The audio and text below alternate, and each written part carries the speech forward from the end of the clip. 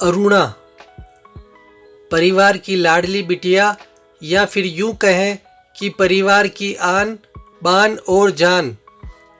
जब घर में होती तो ऐसा लगता मानो घर में आसमान टूट पड़ा हो। घर में इधर उधर धमा चौकड़ी करना और खूब सारी बातें करना उसके पसंदीदा कामों में से एक था। अरुणा के दादाजी अरुणा को बहुत प्यार करते थे, लेकिन आजकल उन्हें अरुणा की एक चिंता और खाए जा रही थी और वो थी अरुणा की शादी की चिंता। बस दादाजी अब हर परिवार में अरुणा का ससुराल ढूंढते, लेकिन अरुणा को शादी के नाम से ही इतनी चिढ़ थी कि शादी का नाम सुनते ही वह गुस्सा होकर मुंह फुलाकर दूसरे कमरे में बैठ जाती। खैर, थोड़ी देर में उसका गुस्सा खुद ब खुद उतर जाता और वो वापस अपनी दमा चौकड़ी में व्यस्त हो जाती। काफ़ी खोजबीन के बाद भी अरुणा के दादाजी को कोई ऐसा परिवार नजर नहीं आया जहां वे अपनी लाडली बिटिया की शादी कर सके। इसलिए उन्होंने अपने बचपन के दोस्त से ही इस बारे में राय लेने का निश्चय किया। बस फिर क्या था, वे अपने दोस्त भगवती लाल से मिलने जयपुर की ओर निकल पड़े। अगले दिन जब वह जयपुर पहुंचे तो भगवती लाल ने स्टेशन पर ही उनके लिए गाड़ी भेज दी थी। 10 साल बाद अपने बचपन के दोस्त से मिलने के लिए वे भी बड़े उतावले थे। गाड़ी धीरे धीरे भगवती लाल के घर की ओर बढ़ी।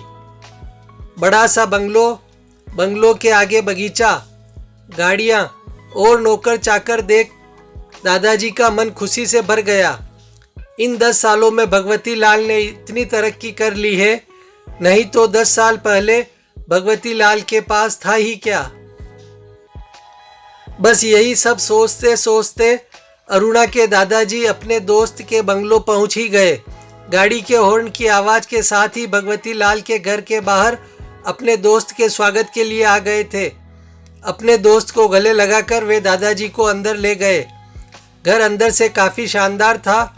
अपने दोस्त की संपन्नता को देख अरुणा के दादाजी भी फूले नहीं समाये। चाय नाश्ता के बाद भगवती लाल ने उनके खास दोस्त से आने का कोई खास कारण पूछा। दादाजी ने पोती की शादी के लिए एक अच्छा सा परिवार ढूंढने का काम सौंपते हुए बिटिया का फोटो भगवती लाल के हाथ में सौंप दिया। भगवती लाल भी अपने बेटे अशोक के लिए एक सुयोग्य कन्या की तलाश में थे। तीखे नैन नक्श चेहरे पर तेज और एक बार ही किसी को पसंद आने वाली अरुणा बिटिया का फोटो देखकर ही उन्होंने अरुणा को अपने घर की बहू बनाने का फैसला कर लिया। भगवती लाल इतना सोच ही रहे थे कि इतने में उनका बेटा अशोक आ गया। अशोक ने दादाजी के पैर छुए और हालचाल पूछने के बाद ऑफिस की ओर निकल गया। अशोक के जाने के बाद भगवती लाल ने अपने दोस्त से अशोक और अरुणा के संबंध के लिए पेशकश की। अरुणा के दादाजी को लगा जैसे भगवती लाल ने उनके मुंह की बात छीन ली हो। प्रसन्नता से विदा लेकर अपने घर आने का कहकर दादाजी अपने घर की ओर निकल गए। अशोक को अरुणा पसंद थी, लेकिन अशोक की माँ अशोक की शादी अपने से भी बड़े घर में करना चाहती थी, लेकिन अशोक के मनाने पर वह मान गई और तय समय पर अशोक और अरुणा की शादी हो गई। ससुराल में अरुणा के सास ससुर, अशोक के बड़े भैया भाभी और अरुणा की ही उम्र की एक ननद थी रानी। अपनी सादगी और सबका अच्छे से ख्याल रखने के कारण अरुणा ने घर में सबके दिलों में जगह बना ली, लेकिन अपनी तमाम कोशिशों के बावजूद अपनी सासू माँ का प्यार पाने में असफल रही। वह अरुणा के हर काम में कुछ ना कुछ गलती निकाल ही देती थी। अपनी शादी की रात को ही अशोक ने अरुणा से साफ साफ कह दिया था कि घर के किसी भी मामले में मैं बिल्कुल नहीं बोलूँगा, ना तो मैं किसी बात पर माँ से बहस करूँगा और ना ही तुम्हारा साथ दूंगा। तुम्हें अपनी समझदारी से ही काम लेना होगा। लेकिन अरुणा की लाख कोशिशों के बावजूद भी सासू माँ के व्यवहार में कोई परिवर्तन नहीं आ रहा था। अरुणा की ननद जरूर उसकी माँ से अरुणा भाभी के प्रति इस तरह के व्यवहार पर उलझ जाती, लेकिन इससे भी केवल बात बढ़ने के अलावा कुछ नहीं होता। इसी तरह करीब 1 साल निकल गया। अरुणा और अशोक को जुड़वा बेटियां हुई। यह समय अरुणा के लिए अग्नि परीक्षा का समय था। अरुणा का दर्द अरुणा के लिए आंसू बन गया था। ससुराल में अरुणा को संभालने वाला कोई नहीं था और अशोक, उनके पापा ने अरुणा को अपने मायके भेजने के लिए पहले ही मना कर दिया था। एक दिन रानी कॉलेज से आई तो उसने सभी को कॉलेज के सालाना कार्यक्रम में आने के लिए कहा और यह भी कहा कि कॉलेज में उसकी भी 2 प्रस्तुतियां हैं, इसलिए आप सभी का चलना बहुत जरूरी है। खैर, ना चाहते हुए भी अरुणा को अपनी दोनों जुड़वा बेटियों के साथ रानी के कॉलेज जाना पड़ा।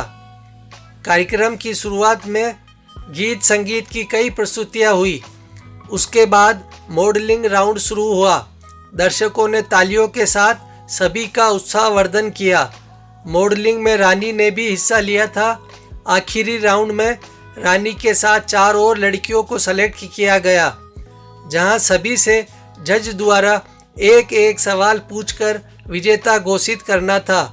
सवाल जवाब का दौर शुरू हुआ। इसी कड़ी में जज साहिबा ने रानी से सवाल, अगर घर में तुम्हारी माँ और भाभी में से किसी एक का साथ देना हो तो तुम किसका साथ दोगी? पूरे सदन में खामोशी छा गई। सभी रानी के जवाब की प्रतीक्षा कर रहे थे। तभी रानी ने थोड़ा आगे बढ़कर कहा, अगर भाभी सही हो तो अपनी भाभी का। जज साहिबा ने आगे पूछा, क्यों? रानी ने जवाब दिया, क्योंकि मुझे भी कल किसी की भाभी बनना है। जवाब सुनते ही पूरे सदन में तालियां गूंज उठी। सभी रानी की सोच और उसके सटीक जवाब की प्रशंसा कर रहे थे। रानी को विजेता घोषित किया गया। पुरस्कार लेने से पहले रानी ने सभी से कुछ कहने के लिए माइक थामते हुए कहा, हम बेटी अपनी माँ से बहुत प्यार करती हैं और माँ भी अपनी बेटी के दिल के सबसे करीब होती है। इसी तरह हमारे घर की बहुएं भी तो किसी की बेटियां हैं। आज हम किसी की बेटियां हैं, कल से किसी की भाभियां और बहुएं बनेंगी। अगर कल से हमें कुछ दुख हुआ तो हमारी माँ को भी दुख होगा और इसी तरह हमारे घर की बहू को दुख हुआ तो उनकी माँ को भी दुख पहुँचेगा। और इसी दुनिया में किसी भी इंसान को किसी की भी माँ को दुख पहुँचाने का कोई हक नहीं है। इसलिए हर सास अपनी बहू को अपनी बेटी समझे तो आगे चलकर उनकी बेटी भी खुश रहेगी। रानी के इतना कहते ही पूरा सदन एक बार फिर तालियों की गड़गड़ाहट से गूंज उठा। तालियों की गड़गड़ाहट के बीच ही अरुणा की सास ने अरुणा को गले से लगा लिया।